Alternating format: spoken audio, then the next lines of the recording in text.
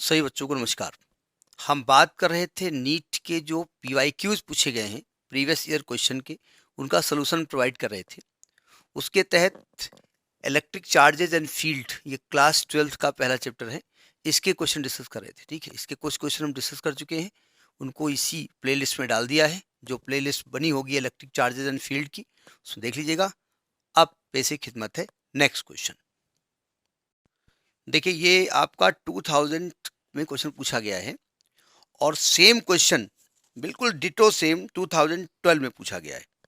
हमने उसका video already upload कर रखा है, ठीक है, लेकिन दोबारा मैं इसको बताऊंगा। लिखा है charge Q is placed at the corner of a cube of side A, the electric flux through the cube क्या होगा। देखिए क्या दिया गया है, एक चार्ज है। क्योंकि डायग्राम में 3D बनाने में दिक्कत होती है हमको, मेरी आर्ट गड़बड़ है, करें क्या। ये इस प्रकार से एक क्यूब के कॉर्नर पे रखा हुआ है। यहाँ कॉर्नर पे यहाँ पर चार्ज कहीं रखा हुआ है प्लस क्यूब। तो कहते हैं इस क्यूब से कितना फ्लक्स पास होगा। देखिए प्रॉब्लम ये है कि भाई इलेक्ट्रिक लाइंस तो इससे गुजरेंगी, निकलेंगी ऐसे, तो कुछ इस क्यूब के अंदर से भी निकलेंगे, सिंपल सी बात है। तो कुछ तो फ्लक्स पास होगा, तो कितना पास होगा। तो अब गॉस थ्योरम लगा नहीं सकते, क्योंकि गॉस थ्योरम की के हिसाब से इसको आपको बंद करना पड़ेगा क्यूब को। तो उसके लिए 3D डायग्राम बनाना पड़ेगा, जिसमें हमारी नानी याद आ जाती है 3D डायग्राम बनाने में। ठीक है, फिर भी मैं बनाने की कोशिश करता हूँ। पिछले क्वेश्चन में भी कोशिश किया था, फेल हो गया था। इसमें भी कोशिश करता हूँ, लेकिन समझा ऐसा दूंगा कि समझ में तो आ ही जाएगा आपको। देखो ये क्यूब शेप है, ठीक है। हमको एक्चुअली ऐसे इसको बांटना पड़ेगा, इसको 8 क्यूब में बांटना पड़ेगा। ठीक है, मैं बना रहा हूँ, बना नहीं पाऊंगा, पिछली बार बना नहीं पाया था मैं। ठीक है, देखो इसको अगर हम ऐसे बना दें, ऐसे बना दें, तो क्या आप कह सकते हो कि ये 2 भागों में बढ़ गया ऐसे। ठीक है, और इसको आप ऐसे ब्रेक कर दें,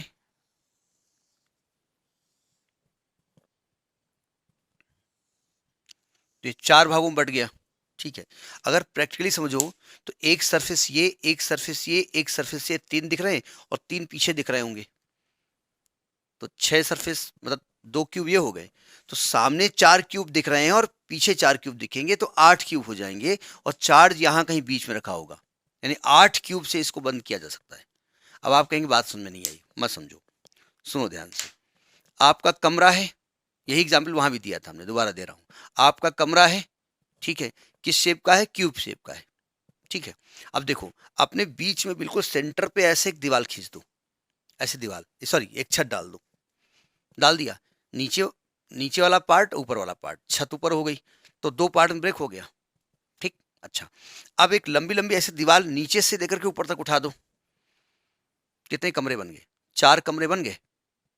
भाई ऐसे दीवार डाली थी आपने, ऊपर नीचे हो गया, वैसे दीवार आपने खड़ी कर दी, तो नीचे 2 कमरे हो गए, ऊपर 2 कमरे हो गए, 4 कमरे हो गए। अब एक दीवार ऐसे खड़ी कर दो बीच से, 8 कमरे हो गए। अब देखो जहां पे ये दीवार खड़ी की है, जहां ये दीवार खड़ी की है और जहां छत डाली है, उसका सेंटर पॉइंट बीच में कहीं होगा। यहां चार्ज को रखो, तो चार्ज 8 कमरों से घिरा हुआ है। ठीक है, तो यानी कि टोटल जो फ्लक्स ये चार्ज पास कर रहा होगा, वो कर रहा होगा Q upon epsilon not.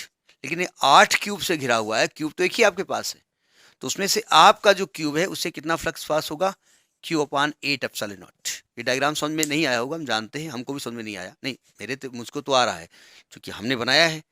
1 cube, 2 cube, 3 cube, 4 cube सामने हैं और 4 पीछे हैं।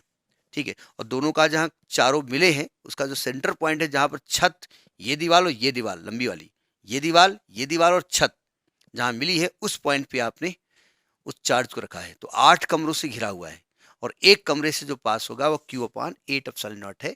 ये 2010 का क्वेश्चन है, और इसके पहले ये 2012 में पूछा जा चुका है। ठीक है, तो दिस इज द क्वेश्चन।